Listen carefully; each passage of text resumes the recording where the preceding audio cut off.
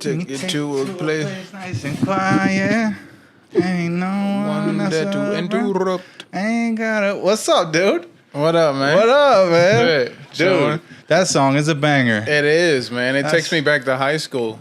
Bro, that was so good. You know what that reminds me of? It also reminds me of Nelly. Remember? Street Sweeper, baby. Pot ready to Let it go, bro. That album was one of the greatest hip-hop albums ever. Yes. Shout out to Country Grammar right now. It was an entirely new type of rap. Yeah. Literally. Yeah, nobody ever sounded like that before. And they still haven't, for real. No, and they still haven't. Maybe like Chingy. Yeah. There was a little wave of stuff that probably Chingy brought a new sound, and then he fucked his shit up by trying to get greedy, saying Luda wasn't paying him enough, and then Luda kicked him to the curb. He could have been great though. Yeah, did you know that Nelly wasn't the Saint Lunatic they thought was gonna blow either? Oh yeah, it was fucking was it Ali? Someone like that, yeah. One of Big bald dude. One of their other with the homies. deep voice. Yeah, and he was really popping at that time. They were selling a lot of CDs, and they thought he was the one. And then Nelly put out Country Grammar, and not just St. Louis, but took the world by storm. Yeah, Nelly. Yeah, they didn't think he was going to be the one. That happens all the time with shit, bro. With clicks and or the big comic in the town. Like, Dave Chappelle, when he moved to DC and started hitting the clubs in DC, Donnell Rawlings was the guy. The big guy at that time. Yeah, he was the guy. And they didn't hit it off at first. Yeah. And Chappelle surpassed him, and they're tight now though. But I think that's cool how Chappelle's one of those people that's so humble. Like he's like, nah, I know this is an amazing comedian. I'm gonna pick him up like he did with Earthquake and like he did with Donnell, and you can name it. Like I feel like they became friends first though. I'm 100%. It wasn't just a respect thing. Yeah. You're naturally going to build friendships when you're in the comedy scene, grinding it out. Yeah, and you see other people who work hard. Hitting mics, sitting around waiting on your turn. You're going to build friendships. So, yeah, it probably happened pretty organically. Yeah, I could say I could see that. I'm just saying I think it's cool. I just commend Chappelle as a person who's like putting people on. Well, that's how it's supposed to be. I mean, if you get on and don't take nobody with you, like Well, the real ones pull other people up. Yeah, you got to pull people up with you. Yeah. And I feel like for the most part they all do. You know, every comic I've ever, looked up to or did a guest spot on the show, they've always had their people. Yeah. Yeah, like, people that was with them from the beginning. Oh, yeah. They rotate their features or their hosts or whoever they take on the road with them. They all got their guys. Yeah. Yeah, you can see it. It's a business model that works. Also, because you don't want to be constantly letting new people in your circle either. Nah, it's dangerous. The bigger you get, the more dangerous it gets because then you know that they're your friend for leverage. Right. And it's not you just can't really a trust mutual them. friendship. Yeah. And, I know people will say, oh, well, you just got to think positive and see the good in people and blah, blah, blah. But that you just can't do that with business. You just had somebody in your comment section the other day try to reach out and be like, in your comments, say, hey, can I open for you? Yeah. It's out of the blue, someone you don't even know. Right. It's and like, no disrespect to him, No, but still, I get your shot. But. Yeah, I shot my shots early, and I get it. It's just I don't have room. Yeah. There's too many people I grinded with from the beginning that I owe it to, that deserve it, that have earned it. And it's not fair to them to make them sit out a show. I'm not saying that guy shouldn't ask. No, definitely ask. I think he should because that's the way that you got in with like opening for Pops and opening for D-Ray. But he should ask people that are more established. Also, those were guest sets, and you worked at the club. It's a different situation. Yeah. To hit you in a comment, I just think is just that's kind of not. It's not good business. No, because you think if you do it that way, you're going to get the response you want because it's in front of everybody, and that's silly. And it's just not going to happen that way. That's just a silly way to go about it. Yeah. So whoever that guy is, you know what I'm saying. Put your work in. I'm sure you're funny. Yeah. You got to grind though. Yeah. You can't just do your thing. Decide you're going to do this and then just make it. Everybody wants something pre-built. They want something that's already made and ready to go, so they can just jump in on that bandwagon. Yeah. And that's easy. That's too easy. And that's how it happens. I mean, that's how you get famous, though. But you're going to allow the big companies that are going to take you further to jump in. Yes. Because they see you got something going, and they're like, "Oh, okay, yeah, he's ready to go. Let's take him." Yeah. but you got to build something up. Exactly. It has to be part. Yeah, you have to have your own thing. Because if you don't, then if you say you get on somebody's TV show a couple times, or you get on a big podcast, it's like, okay, then what are you falling back on after you do Joe Rogan or after you do Wildin' Out? Like, where's your thing? Well, I feel like that's why record labels and even like movie production companies, all them agencies, they love social media because it's no longer a gamble like it was back in the day. Yeah. Back in the day, you're in an audition room, you got a demo or something, and they're like, they might love you and they see something in you, but it's a gamble because you don't have a fan base yet. Yeah. So they're like, okay, we're going to invest all this into him, and hopefully, but then if the movie flops, the album flops, they just wasted all their time and resources, and they got to start over again. Yeah. With social media, it's like, he already has a following. So if we just blow up the advertisement with his following, he's a guaranteed success. Social media is social proof. Social proof that people already like the type of content that you're creating. They like the type of person that you are. Right. So naturally, they're going to want to watch other projects that you're in. It just makes sense. Yeah. You're right. It's not a gamble. They kind of took the middleman out. Yeah. The middleman was the guessing game to see if this person was going to blow up, and can we develop this artist out of nothing and plant this person in the industry. And you can't. You don't got to do that no more. You don't have to do that because it's already there. Like, people are already gravitating towards the real shit. Yeah. We're just going to double up on it now.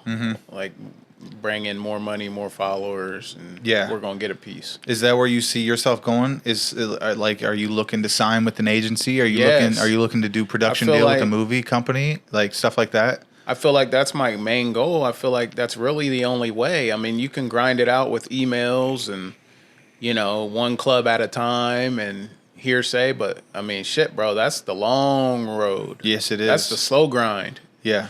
And that could take a long time. And I'm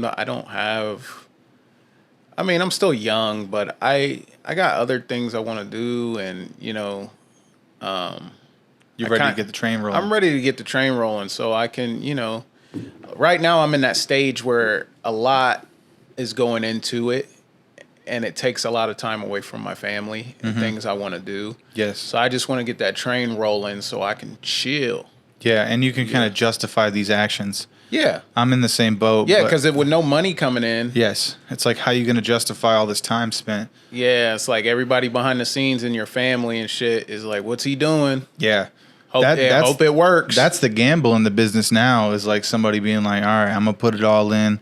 I'm going to try to do comedy or music, or I'm going to try to be an actor or a basketball player or whatever. And I'm just going to put all my chips in and see what happens. And like, we've seen other people do it, so we like think it's possible. Yeah. And also there's like, I don't know, certain people I think you can just kind of tell like they're gonna make it. Yeah, they got that. That's crazy you said that. I watched a video. Orlando Brown is, of course. Yeah, so he's going viral again. Everybody loves Raven, dude. Yeah. No, it's not. That's not the reason he's going viral. Right. I know why he's going viral. Yeah. He's losing his mind a little bit. He is, but he be saying some real shit, and it's like some real shit sprinkled in there sometimes. Yeah, he's putting out a lot of Hollywood's dirty laundry right now. But he said something like, Will Smith, Jamie Foxx, he named a few other people.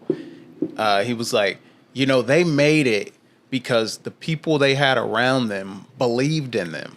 They knew that they were them. They were that nigga, is what he said. They knew that they were they were it. Yeah. Everyone around them knew it, and they helped them get there because they knew. They just saw it, like you said. Yeah. You can just tell that it factor. You can that feel spark. It. Yes. Like, and that's what you need around you. Yeah. Is people that believe, not yes men, but people that believe in you. Yeah. You know what I mean? You need yes men, but you don't need people that are just tearing you down either. 100%. Not believing in you. Nah, but there's a difference between like a yes man and then somebody who can just remind you of your position and be like, hey, don't let this shit get to you. Right. That's a good friend. And also somebody who's got mutual goals.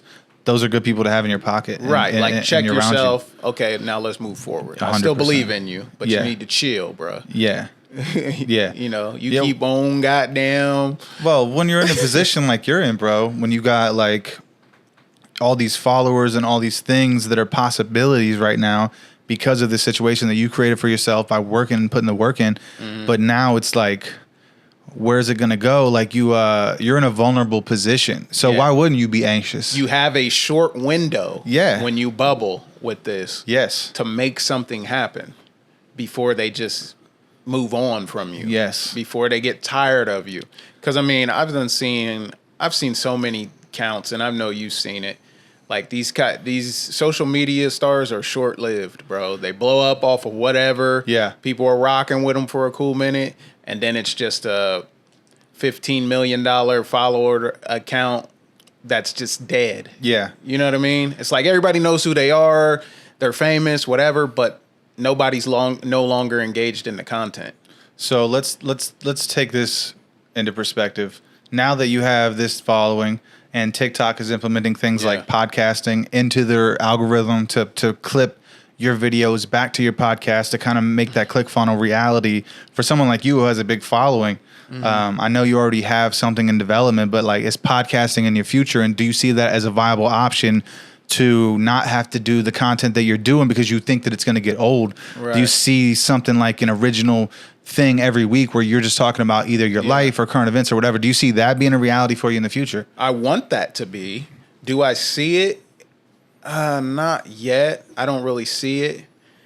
I want it to, though. And the only reason I'm going to say that I'm having a hard time visualizing it is because it's so oversaturated. There's so many podcasts, and there's so many, I feel like you kind of got to really be popping, bro, for someone to stop and watch. Is there not a lot of people doing pranks online, though? Yeah. And look what you've done with that. You're right. Bro. I feel like I need to really have a special podcast. Yeah, it has to be something unique for it to stand out. But it doesn't mean that your followers already currently and then the people who you meet through stand-up won't want to watch that. Do you think they'll jump? Do you think my TikTok followers, if I start posting my podcast, they'll jump on it? I think you're guaranteed to get a good percentage of them from the jump. You're going to be guaranteed to get thousands of listenership off the jump, which is going to lead to sponsorship because you really only need about 2,000 listens a month to start getting $50, $25 per ad spot. And if you're thinking about, I'm doing this 4 times a month or twice a month, it starts to pay for itself and it starts to make more sense because of the numbers that you're doing. Someone like you who's already got a lot of people listening to them is kind of, you're kind of doing yourself a disservice by not at least trying it and putting out a trial run. And then if those numbers are where they are, those emails that you're sending out are going to be changing up to where you're sending them out to companies. And you're like, hey, listen, this is how many listenership we have each month. This has been consistent for 3 months. Why don't you go ahead and send me $100 every time I read a 30-second ad for you? And we'll do that 4 times a month. And if you do that with 4 companies, that's a few G's. Just another thing on top of your TikTok, on top of your YouTube, on top of your show money to kind of even pay for these tickets to go out of town, to take chances. And it's just something else that I think that even though it seems like work, bro, when we're working for ourselves, there's no gimmicks when it comes to pay the rent. Like, I think I'm kind of afraid. You're absolutely right, and I agree. I think I'm kind of afraid to fuck up what I've got going. Because a lot of times when I post, even if I post a funny stand-up clip, that's funny. I post it, and it fucks my algorithm up. It messes my algorithm up when I post it. You know what I mean? Because I'm not in the drive-through.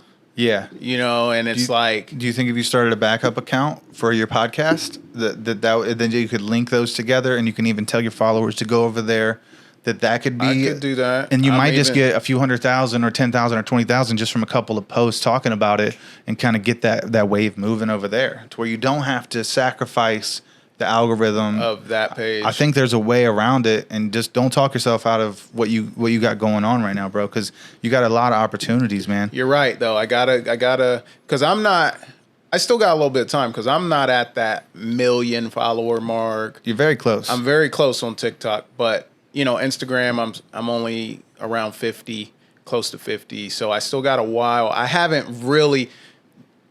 I think there's a nice group of people that have seen my videos and know them, but I haven't hit that mark where I'm like, everyone knows me on social media. You know what I mean? Like, I'm not like, I'm trying to think of somebody.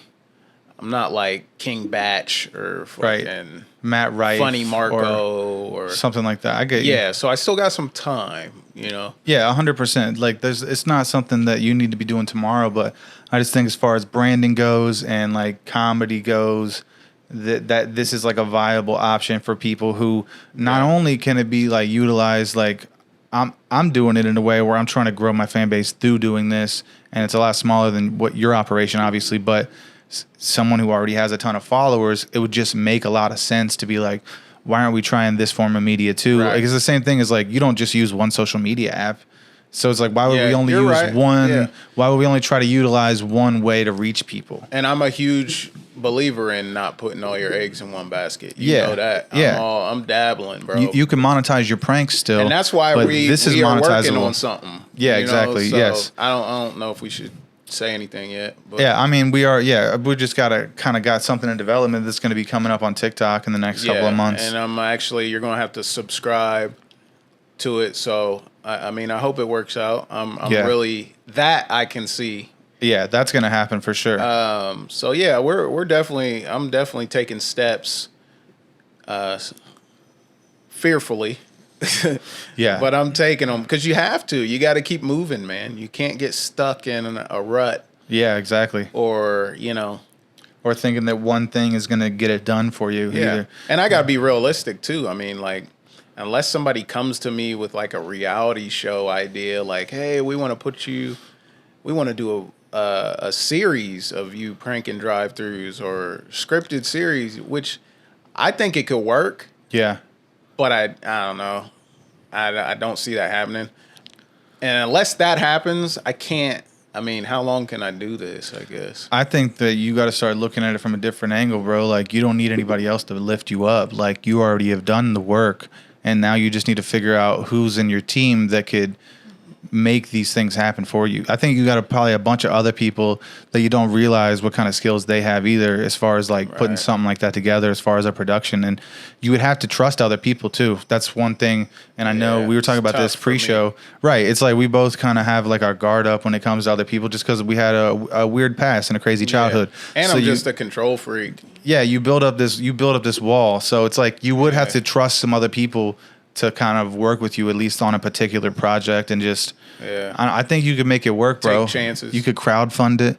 I mean, you don't need what you think you need. I think I think other people are looking at you, like people at my level and below me or whatever, people in the comedy scene, and they're probably thinking like, oh man, I would be doing this kind of content if I had this following where I know it would make me some money. You could kind of start to monetize these things, and I know that you could do it, bro. I just think that you need to be working with those people so that, not that you're going to take someone's idea, but if other people are helping you come up with ideas, iron sharpens iron. Yeah, dude, it's like you're just kind of working together with some other people. Yeah, you need to collaborate. You 100%. Yeah, you get to a point where nobody does it 100% by themselves. It's impossible. You can get to a certain point by yourself, but then it's like, okay, to get to that next level, I'm going to need someone to believe in me. Yeah. You know what I mean? A couple of people. Yeah. In different fields and stuff like that. Yeah. Because there's gatekeepers. Yeah. You know, and that's just how the system's been set up. Otherwise, we'd all be on. Right. You know? Yeah, exactly. Even though the algorithm pushes you, I think that's one thing people don't understand either, is like, even someone who can seem like they're very successful online, it's like there's even doubts in your mind and things that you're working through at that level that I think that I think people can appreciate this stuff, though. I think this is good info, bro. Oh, yeah, it's great info. I mean, I think the only way, if you blow up on YouTube, you get 1 million subs plus, and you consistently keep your views up, yeah, you can do that by yourself. Because YouTube, they pay you enough. I mean, you can be rich. Yeah, Mr. Beast rich. You know, and TikTok's starting to get smart. They pay a lot more now.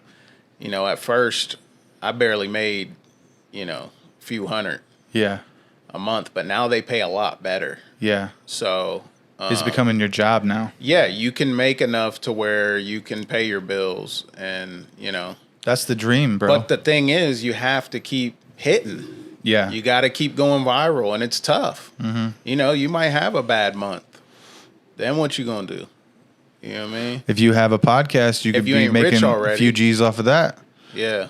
I'm telling you, man, sponsorship is where it's really at. I mean, that's where my podcast, I've had a few sponsors here and there, but they were like $25, $50 ad reads. But that's only because I have a few thousand listeners a month overall on all the episodes. That's good, though. But that's me. Right. That's good. And I'm not even anybody. So if you have almost 1 million people who definitely know who you are, you're right. You're going to be 10xing what I'm doing. The damn podcast on your numbers are going to be your numbers are going to be 10x, and then once those numbers roll in, that's not something where you just have to sit and look at it and wait for TikTok to pay you. You could be like, all right, let me just use my brain here. Let me hit up some other people who are like me. Let me call up Johnny. Sponsored, bro. Yeah, and let's see how we could build this email with ChatGPT that would sound good, or whatever we have to do. Mm-hmm. You know what I'm saying, to make it legitimized, and you don't have to have an agent in between. Not that you won't need one, because you're going to get your hands full, especially if this starts taking off too. Right? Like, because I do stand up, so eventually I want to be doing shows every weekend. You're gonna be busy. You have to have an agent to consistently do stand up in A rooms. Mm-hmm. You have to have an agent. So yeah, think about that. You're not booking those by yourself. A year from now, bro, if you have a successful podcast, you're still going viral all the time, and your stand up starts to take you across the country, you're gonna be so busy. You're going to need someone to be your booker. You're going to need someone to be your editor. You're going to need a team. You're going to need a team of people. So you just got to start building that now. That's what I'm doing. Yeah. In my head, silently. Yeah. I haven't came out and told everyone. Yeah. You know, but I know who I'm fucking with. I think you should be more vocal about it. And I think people know who they are. Yeah. You know what I mean? Right. Like, I ain't going to lie. A part of me is scared to be like, okay, this is your position with me if you want to be a part of what I'm doing. Yeah. You don't want to set anything in stone too early. I'm kind of afraid just because. Don't burn any bread. Well, I just want to see kind of how it goes first. Yeah. You know, because what if it's, not going well, and then I'm just like, all right, well, I'm bringing somebody else. I don't want to do that. You have to, though, because if you don't, bro, you're going to hurt yourself. And you got to remember that, like, even though it's not all about you, at the end of the day, you're the one that's making the bread to be able to get these other people on. So if I'm putting you on shows, then you're pretty much fucking with me. Like if I ever get to a point, I always say if I ever, because I want to be humble, and I don't like feeling like I'm being like arrogant. Yeah. But other people will correct me and be like, "No, win you." Yeah. But it's like, if I ever get to a point where I'm like headlining every weekend, I'm doing clubs, I pretty much already know who's going to be doing shows with me. Yeah. Who I'm going to be fucking with. Just because it's like, I know who I like. Like, if I can talk to you, have a conversation with you, be myself, it feels real. The vibes are good. I can have a real fucking laugh with you. That's the type of person I want around me. Right. You know what I mean? I don't want to have to be sitting in the green room like watching yourself, like someone's going to film you saying something fucked up. Yeah, or just feel like I'm walking on eggshells, or like I don't really know a motherfucker. Or like, if I feel like that, then I'm just like, nah. Yeah. I don't care how funny you are. Exactly. Bro, it just don't feel right. You got to be a good hang. Yeah. You got to be a good hang, They bro. said that in the beginning. I would hear a lot of comics say that, like, man, how do you get on? They're like, you just got to be cool. And you're like, what? You're like, you got to be funny too, but you got to be cool. But speaking of shows, let's we're gonna take a break here real quick. Do you got another half hour, or you got to go?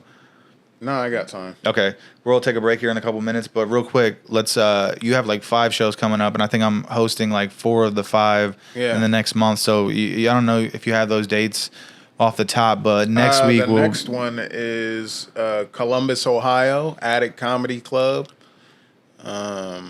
Stoked. August 12th. Friday night. August 12th. Saturday. That would be this Friday. This will come out. No, it's a Saturday. It's a Saturday. Yeah, August 12th. It's a Saturday night. Okay. And Columbus, Ohio, Attic Comedy Club. So go get your tickets if you ain't doing shit. Get your tickets for that. Pull up. It's a real nice, intimate room. Yeah, I've never played it. I love that room.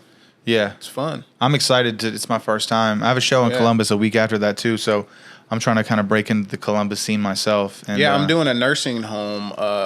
Nursing home's not the correct term anymore. I guess it's assisted living home. Okay. That Friday, the day before, in Columbus, at the Bristol. It's nice, bro. That's fire. It's like the rich elderly. Columbus has a lot of money.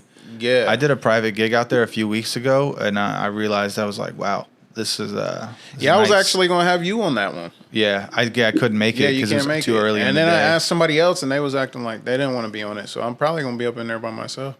Yeah. But for real, I was just trying to cut the time in half. So you don't have to do as much time. Yeah, so I could knock it out. Because those can be tough, man. Yeah. They can be tough sometimes. And then also at the end of August, we're going to be at Bricky's. Yeah, Bricky's. You're headlining Bricky's. I'll be hosting that with you too. Yeah, you'll be hosting Bricky's. What date is that? Do you know off the top? Bricky's is the 22nd. It's a Saturday night. Of September, is it? Oh, that's September. Okay. Is it? September 22nd? You don't remember? No, I don't remember. I thought it was in late August. Hold on, guys. Let me see. We're doing Tuck and Reds in August. The end of August. Tuck and Reds. Okay, here it is. Look. So we got Bricky's Comedy Club in Miamisburg, Ohio. That's on October 21st. October 21st. So you guys got a while before they even start putting those tickets out. That's going to be lit, though. That's going to be a great show. I've been talking to I love Kevin. Kev, and he's excited. He's thinking we're going to pack it out. So, yeah, I'm doing a fucking. I'm hosting a music festival in Yellow Springs. That's fire, dude. Yeah, and people were like reaching out already saying they're coming to that one. But I had to warn them, like, yo, I'm just hosting. Yeah. I'm not doing a set. So I'm like bringing up the acts. Yeah. I might crack a off the top crowd riff while I bring them up. I think you should for sure. Yeah, I'm definitely going to do that. Yeah. But it's going to be short lived. Like, yeah, you're just like Chris Rock at the Oscars. 30 seconds, yeah. Right? You're just hosting. Yeah, I'm hosting, bro. You're just doing some crowd work on Jada Pinkett. Yeah, and so I just want to warn people, like, you're not going to get like a full set. Yeah. I'm having fun. I'm chilling. Yeah. It'll be funny still. It'll be a good time. It's going to be way more music than comedy. It's a cool opportunity, though, just to be like, that people are reaching out, like, hey, man, like, you're a comedian. Because a comedian, they get hosting gigs for stuff like that all the time. Yeah. It's like being a good host will get you more work sometimes than having an hour. Yeah. And I feel like something like that, like, I don't have to prepare at all. Yeah. Like, if you can do crowd work and you're good off the top, like, right. I'm just going to show up and I'm just going to have fun. Yeah. I'm definitely going to be funny, but, like, it's just going to be riffing crowd with, like, observational shit. Yeah. You know? So then after that, like a week after that, you have the Tuck and Red show, too? Yeah, I'm stoked about that. I would make sure you plug that because that's Yellow Springs. Yeah, that's another Yellow Springs. Tuck and Reds at, it's a winery. It's dope as hell. It's going to be 9/22, so September 22nd. September 22nd on that one. And it's going to be an all crowd work show. So the host and the feature may do sets. I'm doing a whole set of just fucking with the crowd. I think that's dope, riffing. Dude. That's dope. Yeah. Because last time, I've headlined this spot before, and it wasn't too long ago. Back in April. And I don't want to go in there that soon doing the same hour. Yeah. Same 45 minutes. Yeah, because the same people probably come back and see I got some new shit, but not 45 minutes new shit. Yeah. You know, so I'm just going to work on my riffing and crowd work and have fun. That's dope, bro. I think that's definitely a place where you shine. Like, I learned that about you when we were doing pranks, and I was filming some pranks for you, and I just saw how you were in the pocket making shit up in the moment to these employees at the Walmart and different shit that we were doing. So, yeah, I think that being able to, like, kind of cross work that into your stand-up, bro, is going to be a huge skill. I think that was a milestone in our relationship. Yeah. Like, you gained so much more respect for me that day. It's true, 100%. When you told me it, I could see the genuineness. I kind of knew that I wanted to work with you a lot more after that. Yeah, I was glad you saw it, because a lot of people, I think, didn't realize that about me, and that's because I don't really do a lot of crowd work. I usually try to stick to my set. But now, bro, after I headlined Wiley's this past weekend and stuff, and I did a nice amount of crowd work, people were just messaging me, hitting me up, telling me, bro, your crowd work is so strong. It's definitely good. And we're going to talk more about it. The camera's going to cut off. We're going to go on a break real quick, and then we'll be right back with you guys. Thanks for watching. Yeah, we got to pay some bills. You got to pay. Yeah. Well, normally during your podcast, you would do